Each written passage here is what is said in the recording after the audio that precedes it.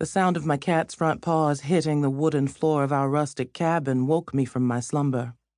Smokey had been snuggled up against me in bed all night, but he'd decided that breakfast was more important than sleep now.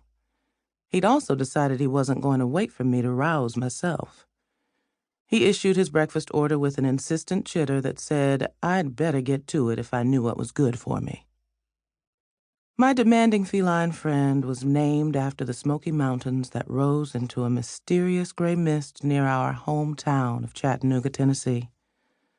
Until recently, I would have described the cat as aloof. Things had changed after a killer had forced Smokey and me off a winding mountain road. Together, we'd survived a harrowing rollover in my second-hand van and an ensuing pursuit through the woods by a man intent on silencing me for good. Since the terrifying ordeal, Smokey came around more regularly and expressed real affection, purring and encircling my ankles, even swiping my cheek with his sandpaper-like tongue once or twice.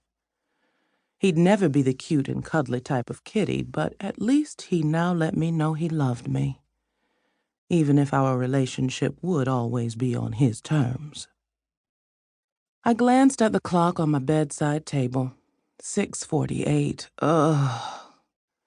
Though my alarm wasn't set to go off for another 42 minutes, I supposed it couldn't hurt to get moving. I had a busy day ahead of me. Sighing, I deactivated the alarm, threw back the covers to climb out of bed, and addressed my demanding cat, who was eyeing me with a grumpy glower. "Don't get your fur in a fluff, boy. I'm coming." I followed Smokey's swishing tail to the small kitchen, which was adorably outdated. The round-cornered mint-green Kelvinator refrigerator had stood in place since the late 1950s. My determined and resourceful granny always managed to rustle up the hard-to-find parts to repair what she called her icebox, once even driving all the way to Tallahassee, Florida, to get a new thermostat.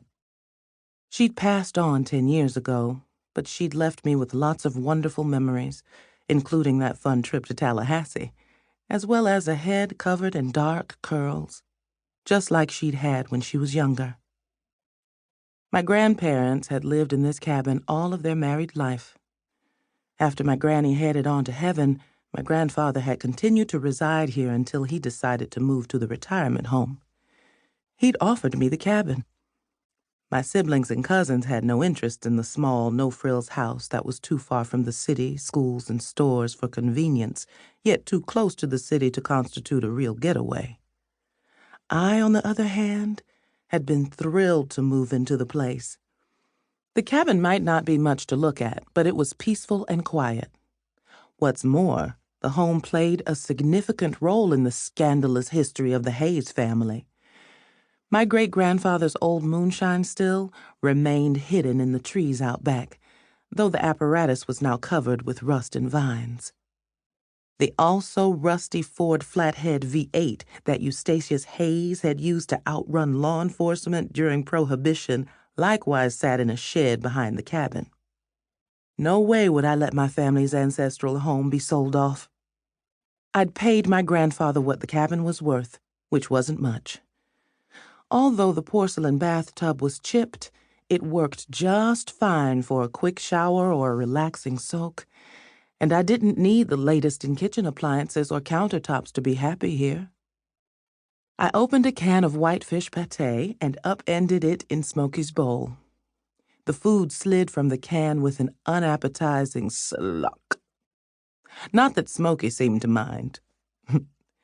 The instant I set it down in front of him, he dug in, gobbling his breakfast as if he hadn't eaten in weeks. Now that my chubby charge had been fed, I set about taking care of my own needs. Hot coffee, a warm biscuit, a steamy shower. T-shirt, overalls, and comfortable sneakers, a must for all the walking I'd be doing today. After brushing my teeth, I slapped on a little makeup, dabbed some hair product into my hand, and ran my fingers through my shoulder-length curls to wrangle them into submission. Ready to go.